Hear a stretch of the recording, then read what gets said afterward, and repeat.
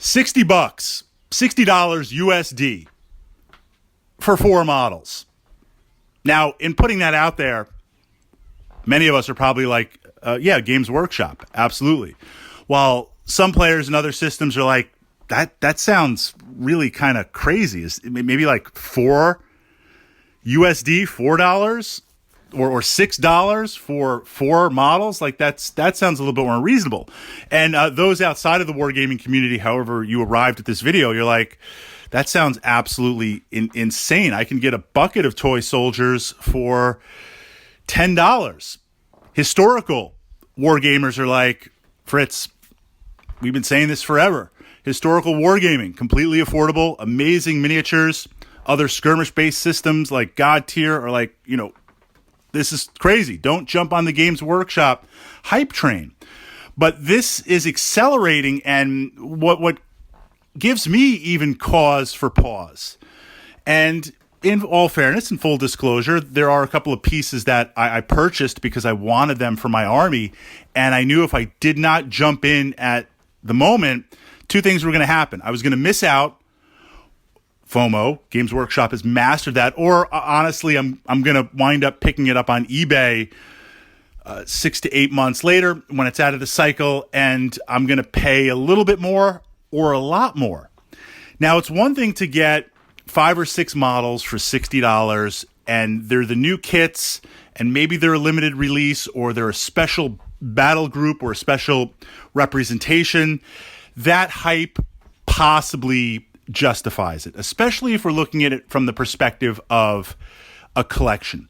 Now, I will say as a wargamer, one of the ways that I look at it is a one-time acquisition fee. There are certain pieces that I feel once you buy for your collection, and this is true of any system, I have them, I can play them at any time, and, justification being justification, even if I don't play it right now, I have it for the future. A great example, even though it's a board game, and no spoilers in saying this, Kingdom Death Monster.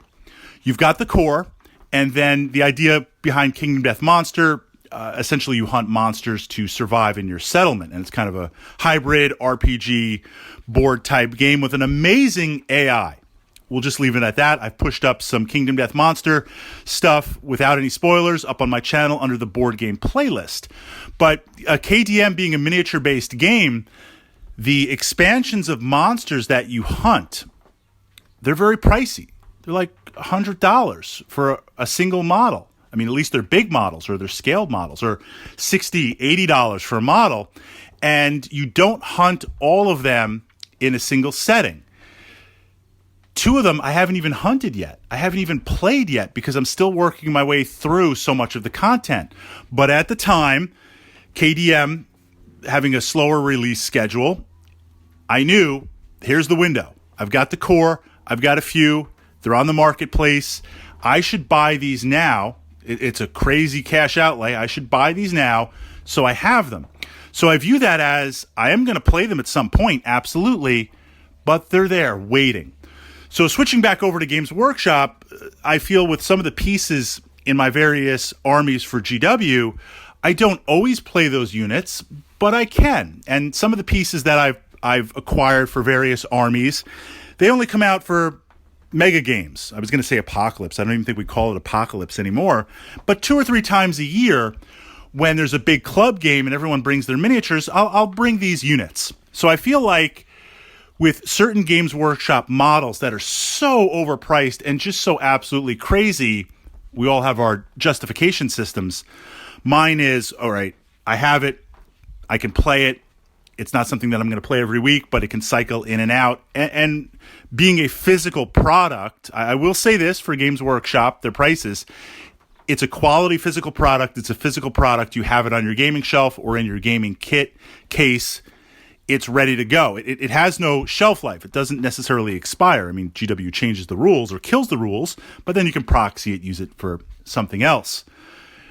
But from that perspective, where I see it at the height, paying $30, $40, $50 USD for a single Monopose model, it's getting a little bit crazy. especially given the plastics and given the kits right now. And I feel like this is putting some pressure also from the board gaming side of the hobby. And we'll just briefly touch on that because that's a vlog from another perspective.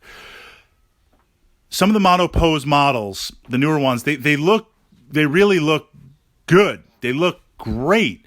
But the fact that it's a single character and it doesn't come with tons and tons of options, or it just, I feel like it's not taking fully advantage of the possibility of what GW should make from that perspective. And it's hard because these are pieces that I'm not necessarily going to use in every game, but I can swap in and out. But I know if I don't jump on the hype train now, I'm going to miss out. And I'm not even talking about like back in the day, the limited edition Games Day releases and models like that.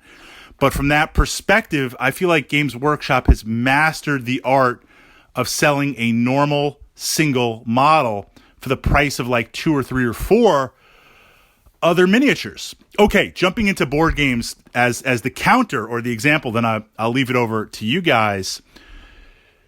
I always felt like, putting the narrative of 40K aside, which I absolutely love, the argument I felt like was always Games Workshop delivers the absolute best models, the best product, the best sculpts, the most creative sculpts.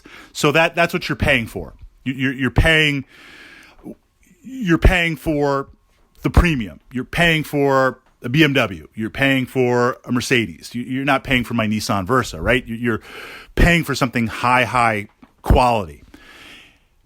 But that's not true anymore. A recent example, I didn't jump in for Nemesis on the Kickstarter.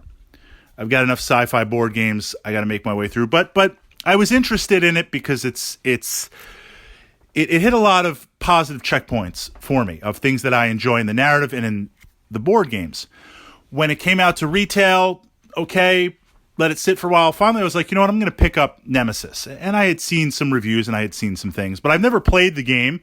I've never seen a physical copy. None of my board gaming friends have it.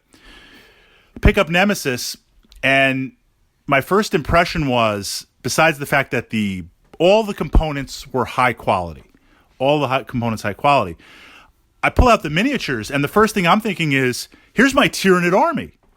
Here's like special space bugs for my Tyranid army. And this is a mass-produced core retail game. Monopose miniatures that were equal or better to Games Workshop. And this is a growing company. This is not the giant monolith that Games Workshop is. And it really kind of blew me away, where Games Workshop, I don't think, has that hold anymore. Yes, they could say, we've got Space Marines with chain swords, Space Romans with chain swords and bolt pistols, and they can say the narrative. You can say their narrative is great, but if you take Games Workshop miniatures and you put them aside next to other miniatures, and you just say to someone that is not invested in the narrative or maybe new to board gaming, and they think like, oh, it's just, miniatures and space toys or something like that, there are products that are equal or better in appearance that are not billed as collectibles. So that leads me to believe and to start to ask the question, Games Workshop, they've switched their business model over to FOMO. You either get on board now or you miss out and you can never get it again. But they also trade on the fact that they are premium, that they are boutique, that they are the highest and the best. And I see that eroding, or at least it feels like it. I see that eroding much faster than we think. Agree or disagree?